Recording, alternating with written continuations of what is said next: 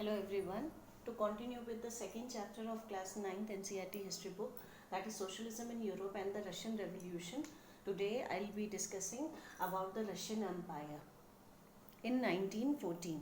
See, when we talk about the Russian Revolution, we actually talking about the year 1917, the developments that were taking place in this year. The revolutions, two major revolutions took place in the year 1917. One was February Revolution and another was October Revolution. So basically, when we talk about the Russian Revolution, we are basically talking about the year 1917 and the October Revolution. Right. So before understanding the Russian Revolution, we should know about the Russian Empire in 1914. 1914 was the year when the First World War started. So at that time, what was the extent of the Russian Empire? Its composition. To know about its composition is necessary. So let's talk about the empire.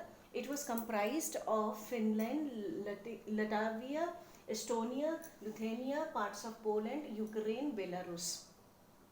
Many different modern states as we know today.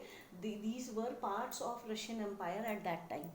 Some Central Asian states were also included, like Georgia, Armenia, Azerbaijan. Right?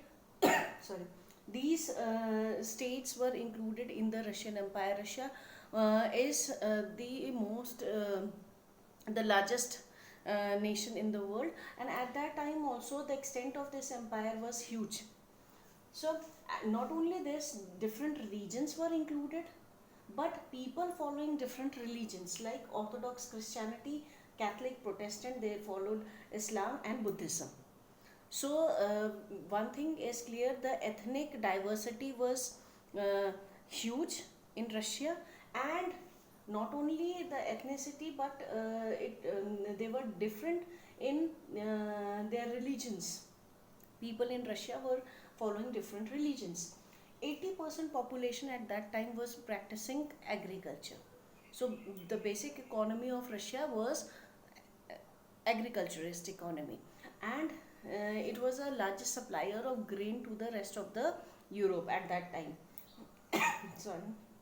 Very few industries were found in Russia at that time. St. Petersburg, Moscow, these were the prominent cities, and very few industries were found at these places. In 1890s, there was an increase in the factories and industries in Russia. So we can say that industrialization in Russia took a longer time as compared to the rest of the European nation. And this increase in the factories and industries were due to the expansion of the railways. Now it also led to increase in the foreign investment, right? So, and most of these industries were privately owned by the people. There was a division in the working class. The workers working in the industries, they were not one unit. There was division in their working class, because few workers considered themselves superior, like the metal workers, because they thought that their work require more skills, more techniques as compared to others, right? Working class also included 30% population of women, and they were having a long working hours and poor living conditions. Now, in the countryside, the land was owned by the noble, church, and the state. Maximum land were in their hands, noble, church, and state. And noble in the Russian society were not respected by the common people. Reason being, the common peasants, they thought that they should be the owner of the land rather than the nobles, because they are the actual tiller of the land. खेती वो करते हैं, land उनके पास होना चाहिए, nobles क्या कर रहे हैं? So they resented this fact and they didn't give respect to the nobility class. Peasants in Russia, again, Russian society was different from other European society. Here, the peasants, the farmers, they sometimes pooled their lands together. एक साथ मिला देते थे land और फिर मिलकर खेती करते थे. Now, though this feature was not that prominent, but still they used to practice sometimes.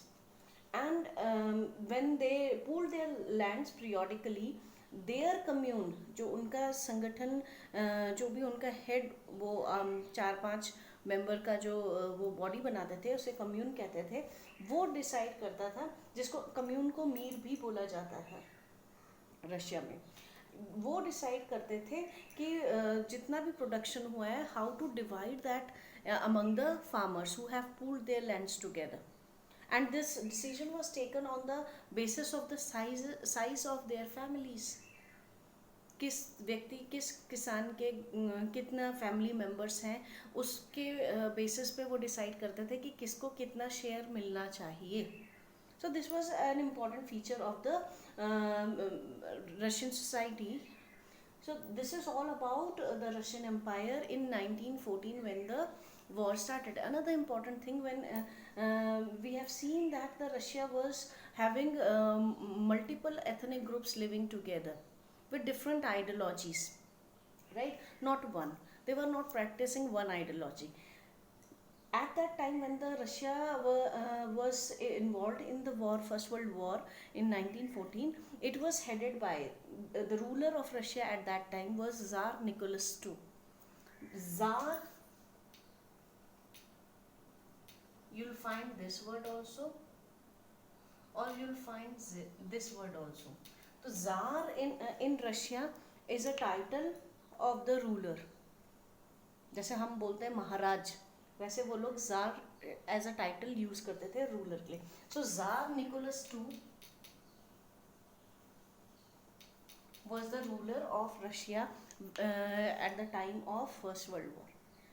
So this is all about the Russian society. In the upcoming videos we'll be discussing about more about the revolution, how it started, what were the reasons for the revolution, why they revolted against the ruler. So please wait for the next video. Please like, share and review and subscribe this channel. Thank you.